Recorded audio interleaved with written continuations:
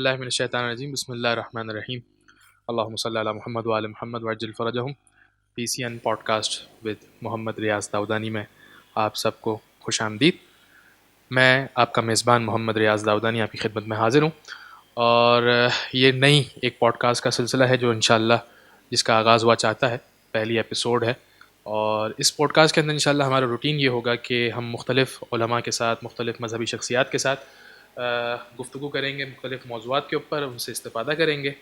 آج کے جو ہمارے مہمان ہیں کسی تعارف کے محتاج نہیں ہیں، قبلہ مولانا محمد عرفان ایویڈی صاحب حفظہ اللہ. ان کا تعارف واقعاً ایک لحاظ سے بہت منفرد اس طریقے سے ہے کہ آپ کو جو ہے وہ عراق کے حوالے سے اور زیارات کے حوالے سے ان کا جو ہے وہ واقعاً ایک تجربہ جس کو کہتے ہیں، ایکسپیرینس جس کو کہتے ہیں، کہ واقعاً بہت زیادہ ہے.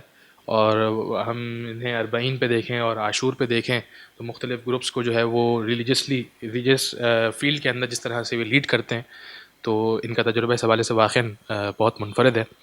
السلام علیکم ورحمۃ اللہ. وعلیکم السلام ورحمۃ اللہ وبرکاتہ. کیسے مزاج میں خیریت سے ہیں؟ الحمد للہ. آپ بتائیے خیریت سے ہیں آپ؟ الحمد للہ الحمد للہ. آج کا جو ہمارا ٹاپک ہے وہ سیرت رسول کے حوالے سے ہے. کچھ سوالات انشاءاللہ قبلہ کی خدمت میں ہم رکھیں گے اور ان سے گزارش کریں گے کہ اس حوالے سے ہماری رہنمائی فرمائیں، ان کے اوپر کچھ روشنی ڈالیں. قبلہ پہلا سوال جو آپ کی خدمت میں حاضر ہے وہ یہ ہے کہ ہم نے رسول اللہ کے آخری رسول حضرت محمد مصطفیٰ صلی اللہ علیہ وآلہ، ان کی زندگی، ویسے تو کنت نبیا وآدم بین الماء والطین، میں اس وقت بھی نبی تھا جب آدم پانی اور مٹی کے درمیان تھے، لیکن ظاہر سی بات ہے کہ جو ظاہری حیات پیغمبر اکرم ہے پہلی عام الفیل سے لے کر 11 سن ہجری، یہ ایک چھوٹا سا اوور ویو ہمارے سامنے اگر آپ پیش کرنا چاہیں تو بسم اللہ. اعوذ باللہ من الشیطان الرجیم. بسم اللہ الرحمن الرحیم. شکر گزار ہوں کہ آپ نے بہت ہی محبتوں والا تعارف کروایا. پروردگار عالم ہم سب کو توفیق دے کہ ہم کسی نہ کسی اعتبار سے دین مبین اسلام کی خدمت کریں. آمین.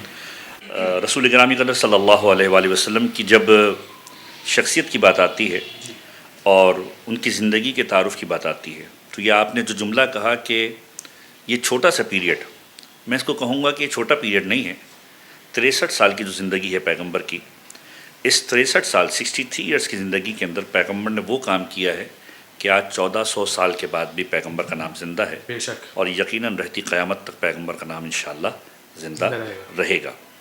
تو اگر کسی بھی شخصیت کے ہم پہلو کو ڈھونڈنا چاہیں یا کسی بھی شخصیت کی ایک اوور ویو کو دیکھنا چاہیں، اگرچہ کہ ہماری کیا بساط اور ہماری کیا حیثیت کہ ہم پیغمبر کی زندگی کے بارے میں کسی ایک پہلو پر بھی جو حق ہے اس انداز سے بات کر سکیں، ایسا ہی. لیکن اگر پیغمبر کی زندگی کو ہم اگر فوکس کرنا چاہیں تو میں ذاتی طور پر جو میری دانست ہے اس میں سمجھتا ہوں کہ پیغمبر کی زندگی کے 3 پورشنز ہیں.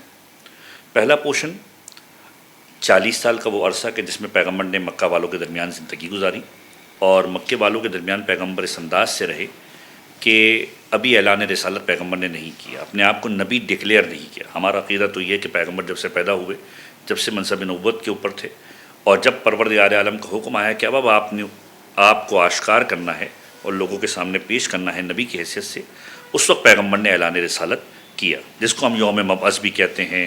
اور پیغمبر مبعوث برسالت ہوئے جو 40 سال کا سن ہمیں تاریخ کے اندر ملتا ہے، جو ہمارے اور دیگر مسالک کے درمیان ایک افتراق کی بات ہے یا نقطہ اختلاف کہہ لیجئے، کہ وہ کہتے ہیں کہ پیغمبر نارمل تھے پہلے اور 40 سال کے بعد پیغمبر رسول بنے. ہمارا اور ان کا ڈفرینس ہی ہے. ہم کہتے ہیں نہیں، پیغمبر نبی تھے، پیغمبر نے اعلان رسالت جو ہے وہ 40 سال کی عمر میں کیا. پیغمبر نبی پہلے سے تھے. 40 سال کا ایک عرصہ ہے جو مکہ والوں کے درمیان پیغمبر نے گزارا.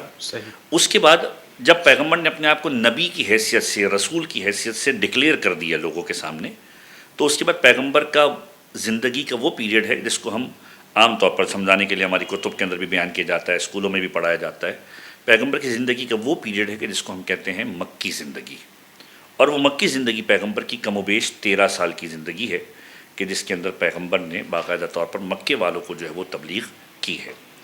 اور جو اگلا حصہ ہے وہ بالکل منفرد حصہ ہے. یعنی پہلا پورشن پیغمبر کا 40 سال کی زندگی مکے والوں کے درمیان ایک عام انسان کی حیثیت سے. دوسرا پورشن اعلان رسالت کے بعد 13 سال کی زندگی مکہ والوں کے درمیان. اور تیسرا پورشن پیغمبر مائگریٹ کر کے جاتے ہیں مدینہ، اور مدینہ میں پیغمبر تقریباً 10 سال اور کچھ مہینے گزارتے ہیں، اور پھر پیغمبر اس دنیا سے دار بقا کی جانب کوچ فرما جاتے ہیں. تو وہ جو حصہ پیغمبر کی زندگی کا وہ 10 سال کا ہے تقریباً. تو 40، 13 اور 10، 63 ایئرس کا ایک لائف سرکل ہے پیغمبر کا. اور اسی کے اندر یہ سارے کے سارے موضوعات جو ہے وہ پیغمبر کی زندگی کے آتے ہیں کہ 40 سال کے اندر پیغمبر نے کیسے زندگی گزاری جو اعلان رسالت سے پہلے کا ہے. پھر وہ 13 سال جو پیغمبر نے اعلان رسالت کے بعد مکے میں گزارے وہ کیسے گزارے. اور پھر وہ 10 سال جو پیغمبر نے مدینہ میں جا کر گزارے وہ کیسے گزارے. تو یہ ایک اوور ویو ہے پیغمبر کی زندگی. ایک سوال وہ یہ کہ آپ نے فرمایا کہ ہمارا اور برادران کا جو اختلاف ہے اس حوالے سے کہ اللہ کے رسول 40 سال کی عمر تک سادہ انسان تھے، پیغمبر نہیں تھے، اور ہمارا یہ ہے ماننا ہے کہ جب سے اللہ کے رسول اس دنیا میں تشریف لائے ہیں تب سے وہ رسول تھے اور نبی تھے. انہوں نے اپنے اس منصب کا جو اعلان ہے وہ 40 سال کی عمر کے بعد کیا.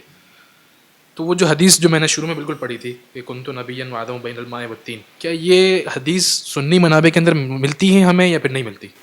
یقیناً جہاں پیغمبر کے فضائل کی بات آتی ہے تو یہ روایت تواتر کے ساتھ ہماری کتابوں کے اندر بھی موجود ہے، ان کی بھی کچھ کتب کے اندر موجود ہیں. صحیح. اور اس میں جو اہم ترین بات ہے وہ بعض اوقات جو اشکال کرنے والے ہیں وہ اشکال کرتے ہیں اس بنیاد پر کہ کوئی شخص نبوت کے مرتبے پر جوانی کے اندر یا بچپنے کے اندر کیسے پہنچ سکتا ہے. جو اہم ترین جو سوال لوگوں کی طرف سے آتا ہے، جو ذہن کے اندر ایک اختلاع ہوتی ہے انسان کی کہ بھئی کوئی میچور آدمی ہوگا کہ جس کو پروردگار عالم منتخب کرے گا دین کی چیزوں کو پہنچانے کے لیے. تو پھر اسی بات کے اوپر لوگ قیاس کرتے ہیں کہ پیغمبر کی زندگی بھی ویسی ہوگی جیسے دوسروں کی ہے، اور پیغمبر بھی جب ایک میچورٹی کے لیول پر آئے تو پروردگار عالم نے ان کو جو ہے وہ نبی بنایا. لوگوں کا خاکہ یہ ہے. لیکن ہم اس اعتبار سے کچھ استدلالات ذہن کے اندر رکھتے ہیں جو خود ائمہ تارین سے بھی سوال کیے گئے کہ کیا سبب ہے کہ جو ہے وہ پیغمبر گرامی قدر، یہ خود ائمہ تارین کے بارے میں سوالات ہوئے کہ بچپنے کے عالم میں امام بن گئے جبکہ ابھی جو ہے وہ عمر مبارک کم تھی. مثلا جیسے امام محمد تقی جواد علیہ السلام، بالکل 195 سن ہجری کے اندر ولادت ہوتی ہے، 203 سن ہجری کے اندر امام رضا اس دنیا سے کوچ فرما جاتے ہیں، صحیح. اور 8 سال کی عمر کے اندر امام تقی جواد علیہ السلام منصب امامت پر فائز ہوتے ہیں. بالکل. اسی طرح کا سوال اور پیغمبر کے حوالے سے مختلف لوگوں کے مختلف اشکالات تاریخ نے واقعات کو درج کیا ہے. تو اس ضمن کے اندر جو ائمہ نے جواب دیا وہ بہت ہی پراپر اور اپروپریٹ اور ایکوریٹ جواب ہے. اور خود قرآن کریم کی آیتیں ہمارے لیے بہرحال حجت خدا کی کتاب ہے، اور خدا کی کتاب کے ذریعے سے ہم استدلال کرتے ہیں. اور خود قرآن کریم کے اندر پروردگار عالم جو ہے وہ حضرت عیسیٰ کے واقعے کو کوٹ کرتا ہے. واہ.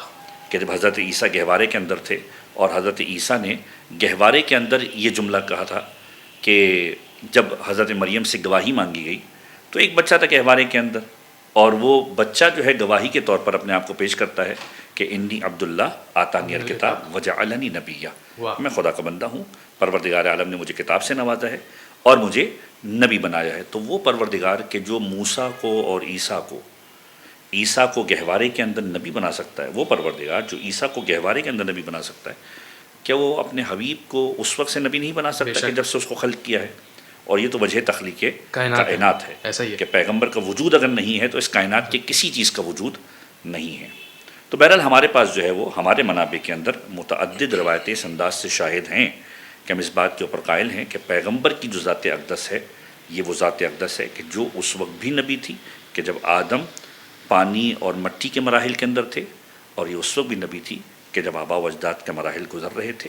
نبوت کا منصب پروردگار عالم نے عطا کیا تھا. ظاہری اعتبار سے یقینی طور پر پیغمبر اس وقت دنیا کے سامنے آئے کہ جب پروردگار عالم کی مشیت نے چاہا.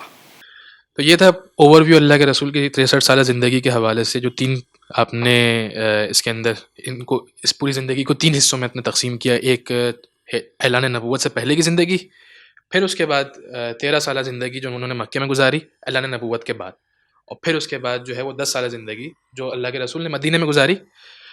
انشاءاللہ ہر پیریڈ کے حوالے سے انشاءاللہ کچھ نہ کچھ گفتگو کریں گے ہم، اور اس حوالے سے انشاءاللہ آپ سے سوالات کریں گے اور آپ سے استفادہ کریں گے. میرا اگلا سوال اجداد پیغمبر کے حوالے سے ہے. اجداد پیغمبر کے حوالے سے ذرا گفتگو کیجیے گا. کیا اللہ کے رسول کے اجداد کے حوالے سے کیا ان کا انٹروڈکشن تھا، کیا ان کا تعارف تھا، اور ذرا اس حوالے سے ذرا اس ٹاپک کے اوپر روشنی ڈالیے گا. بہت اچھا سوال ہے، اور یہ ہسٹوریکل فیکٹس ہیں جو ہمارے بچوں کو بھی معلوم ہونے چاہیے کہ پیغمبر کا تعلق کس نبی کی نسل سے ہے، اور اس نسل کے اندر کون کون سے نبی گزرے. جی. جیسے خود حضرت ابراہیم کی اگر بات کی جائے، حضرت ابراہیم کے حوالے سے ہم بہرحال یہ جانتے ہیں کہ حضرت سارہ اور حضرت حاجرہ یہ دو کردار ہمیں تاریخ میں نظر آتے ہیں. بالکل. حضرت ابراہیم کی زوجہ حضرت سارہ. حضرت حاجرہ کا تذکرہ حضرت اسماعیل کے عنوان سے زیادہ ہوتا ہے کہ پروردگار عالم نے صاحب اولاد کیا، اور حضرت حاجرہ سے حضرت اسماعیل کی ولادت ہوئی. اور پھر قرآن کریم کوٹ کرتا ہے کہ حضرت ابراہیم جو ہے وہ اپنی زوجہ کو لے کر باقاعدہ طور پر نکلے ہیں سفر طے کرتے ہوئے. حضرت ابراہیم کے اعتبار سے جو تاریخی شواہد ہیں وہ یہ ہے کہ حلہ کے رہنے والے تھے، یعنی اس زمانے کا بیبیلون، جس کو آج ہم بیبیلون کہتے ہیں، بابل کا علاقہ، حلہ کا علاقہ، اور عراق کے اندر بے شمار زیارتیں حضرت ابراہیم کے حوالے سے مینشن ہیں.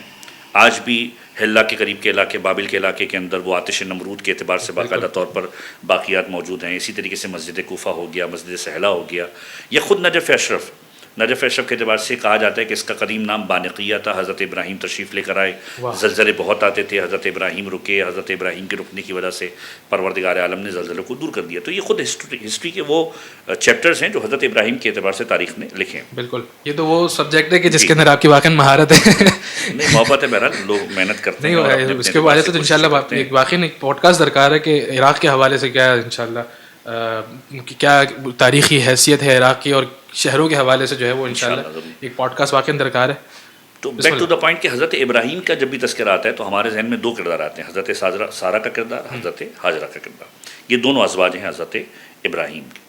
حضرت ابراہیم کو جو پروردگار عالم نے اولاد عطا کی، اس میں جو مشہور نام جو ہیں وہ ایک حضرت اسماعیل اور حضرت اسحاق. بنو اسحاق، حضرت اسحاق کی اولاد جو چلی وہ بنی اسرائیل کہلائی، اور جو حضرت اسماعیل سے اولاد چلی وہ بنو اسماعیل کہلائی. بنو اسرائیل کے اندر بے شمار انبیاء گزرے. قرآن کریم کے اندر باقاعدہ طور پر جو ہے وہ آیتیں ہیں کہ جس کے اندر پروردگار عالم نے نام مینشن کر کے ان کے ناموں کو واضح کیا کہ والاسحاق والیعقوب والاسباط، اس طرح کے مختلف نام قرآن کریم نے کوٹ کیا اور نسلوں کے اعتبار سے باقاعدہ طور پر ناموں کو مینشن کیا. حضرت اسماعیل پروردگار عالم نے ایک اجر، یہ کہہ سکتے ہیں، یہ شاید اپروپریٹ ورڈ ہو یا نہ ہو، بہرحال تاریخ لکھنے والوں نے اس کو اس انداز سے انٹرپریٹ کیا ہے کہ وہ جو حضرت اسماعیل کی قربانی حضرت ابراہیم پیش کرنے کے لیے گئے، پروردگار عالم نے اس اطاعت کی وجہ سے اور خود حضرت ابراہیم کی دعاؤں کی وجہ سے کہ جب حضرت ابراہیم کو خلعت عطا کی، خلیل اللہ کہلائے، دعا کی پروردگار تو نے میری ذریت کے اندر امامت کو رکھنا ہے، میں چاہتا ہوں میری ذریت کے اندر امامت کو رکھا جائے. صحیح. تو پروردگار عالم نے حضرت ابراہیم کو امام بھی بنایا اور ان کی نسل کے اندر ہی اس عہدہ نبوت اور امامت کو رکھا کہ اگر نبوت اور رسالت کی بات کی جائے تو ختمی مرتبہ جیسی ذات ان کی نسل کے اندر ہے، اور اگر امامت کی بات کی جائے تو علی ابن ابی طالب اسی نسل کا ایک جو ہے وہ گوہر نایاب ہے کہ جس کو امامت کا عہدہ دیا گیا. تو اگر اسی سلسلہ نسب کو دیکھا جائے تو بہرحال جو ہمارے عقائد ہیں اور جو ہمارے مذاہب کی بنیادیں ہیں اس میں ہم زیارتوں کے اندر جملہ پڑھتے ہیں کہ ائمہ طاہرین کی جب ہم بات کرتے ہیں تو ہم کہتے ہیں پروردگار عالم نے آپ کو اسلاب شامخہ سے گزارا اور ارحام مطہرہ سے گزارا. اسلاب شامخہ یعنی پاکیزہ ترین صلبوں سے گزارا کہ جو آپ کے فور فادرز تھے، اجداد میں کوئی بھی ایسا نہیں تھا کہ جس کے اندر خدا نخواستہ کسی بھی قسم کی ایمان کے اعتبار سے کسی قسم کی ملاوٹ ہو.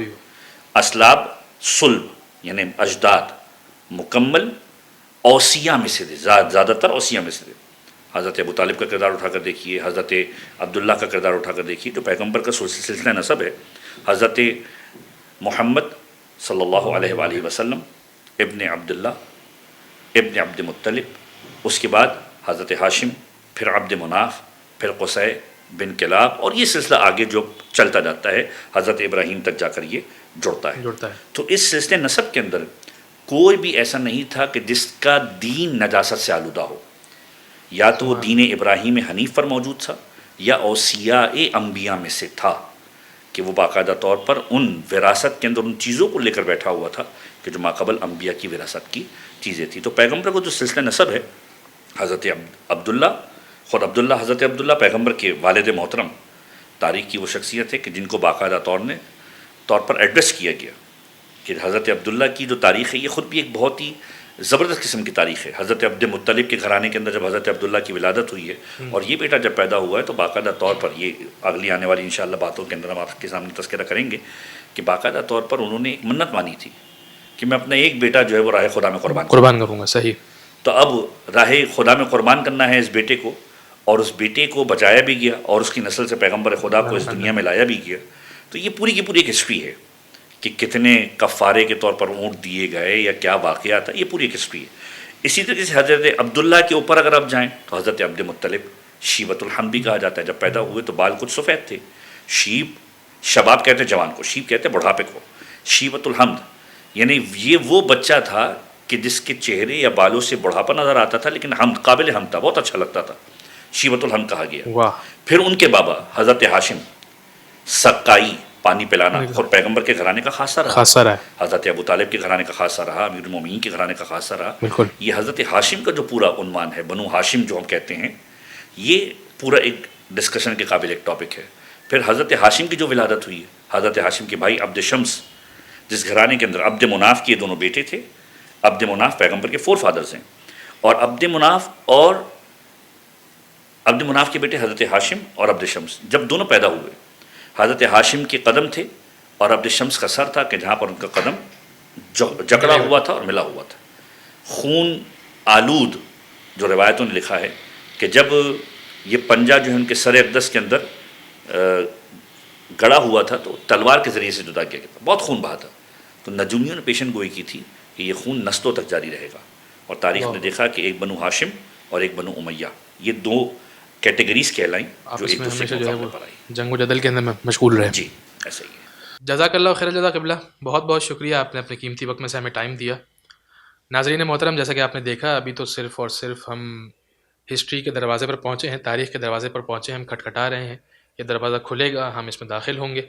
بہت سے راز جو چھپے ہوئے ہیں ہم نے انہیں آشکار کرنا ہے, ڈھونڈ نکالنے کی کوشش کرنی ہے, اور انشاءاللہ اور بھی بہت سارے ٹاپکس ایسے ہیں کہ جنہیں ہم نے ڈسکس کرنا ہے. ابھی تو صرف اور صرف اجداد پیغمبر تک ہم پہنچے ہیں. انشاءاللہ اگلی ایپیسوڈ کے اندر اس حوالے سے گفتگو کو آگے بڑھائیں گے. اپنی قیمتی آراء سے ہمیں ضرور آگاہ کیجیے گا, کامنٹ کر کے بتائیے گا کہ یہ پروگرام آپ کو کیسا لگا, اور اگر آپ کچھ سوالات اس میں ایڈ کرنا چاہیں تو ضرور ہمیں بتائیے گا تاکہ ہم قبلہ سے وہ سوال کر سکیں اور ان کے جوابات حاصل کر سکیں. اگلے اتوار کو اگلی ایپیسوڈ کے ساتھ انشاءاللہ ہم آپ کی خدمت میں حاضر ہوں گے. تب تک کے لیے اپنا بہت خیال رکھیے گا. خدا حافظ و ناصر.